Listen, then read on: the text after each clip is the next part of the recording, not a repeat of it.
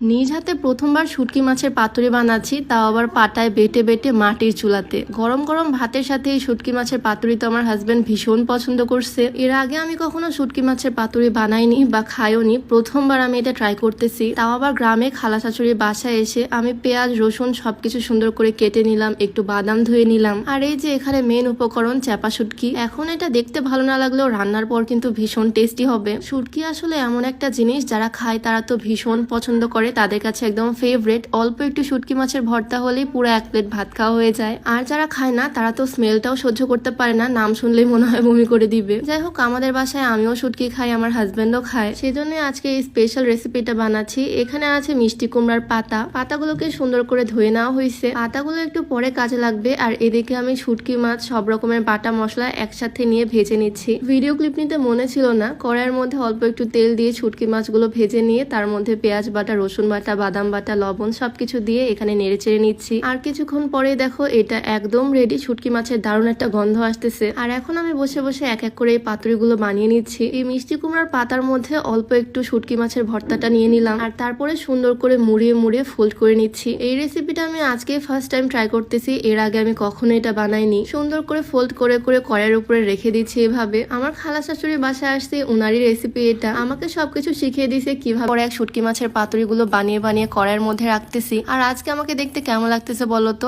একদম রঙিন 3 পিস পরে মাথায় এক হাত ঘোমটা দিয়ে বসে বসে রান্নাঘরে কাজ করতেছি। আমাকে তো একদম পারফেক্ট নতুন বউয়ের মতো লাগতেছে, তাই না? যাই হোক, শুটকি মাছ কার কার পছন্দ আমাকে কিন্তু অবশ্যই কমেন্টে জানিও। তো এক এক করে এখানে সবগুলো বানানো শেষ করে আমি চুলার উপরে তুলে দিলাম কড়াইটা। মাটির চুলায় রান্না করতে কিন্তু আমার বেশ ভালো লাগে। কড়াইয়ের চারিপাশ দিয়ে আমি অল্প করে তেল ছড়িয়ে দিলাম। এবার জাস্ট এগুলোকে সুন্দর মতো ভেজে নিতে হবে, এপিট ওপিট উল্টে নিয়ে। এই রেসিপিটা আজকে একদম নতুন শিখলাম আমার খালা শাশুড়ির কাছ থেকে, আর নিজেই আজকে ট্রাই করলাম। এরপর থেকে তো আমি বাসায়ও বানাবো এটা। তো বেশ কিছুক্ষণ এপিট ওপিট করে ভেজে নেওয়ার পর এই হচ্ছে ফাইনাল লুক। একটা পাতুরির মধ্যে যে পরিমাণে শুটকি ভর্তা থাকে সেটা দিয়ে কিন্তু এক প্লেট ভাত খেয়ে ফেলা সম্ভব। আর বাটার সময় কিন্তু আমি বেশ কয়েকটা শুকনা মরিচও দিয়েছিলাম। শুটকি জিনিসটা কিন্তু একটু ঝালঝালি ভাল লাগে, তাই না? তো এখানে আমার রেসিপি একদম রেডি। আর আমার হাজবেন্ডকে একটু দেওয়ার জন্য আমি গরম গরম ভাত তুলে নিলাম প্লেটের মধ্যে। আর কড়াই থেকে 2টা শুটকি মাছের পাতুরিও তুলে নিলাম। এখন এটা আমার হাজবেন্ডকে দিয়ে টেস্ট করানোর পালা। এটা খেয়ে ওর রিয়াকশনটা আমি দেখবো ওর কাছে কেমন লাগে। এমনিতে আমি যেটা বানাই সেটাই ও ভীষণ পছন্দ করে। আমার হাতে সবকিছু নাকি তার কাছে মজা লাগে। সত্যি বলতে ওর খাওয়া দেখে আমার নিজেরই খেতে ইচ্ছা করতেছে, কারণ আমি নিজেও শুটকি মাছ অনেক পছন্দ করি। আর এদিকে ও খেয়ে বললো ওর কাছেও নাকি ভীষণ মজা লাগছে, পুরাটা খেয়ে ফেলবে। তোমাদের কাছে আজকের এই ইউনিক রেসিপিটা কেমন লাগলো অবশ্যই কমেন্টে জানিও। তো আজকে ভিডিওটা এখানেই শেষ করছি। সবাই ভালো থাকো, দেখা হয়ে যাবে নতুন কোনো ভিডিওতে। সবাইকে আল্লাহ হাফেজ।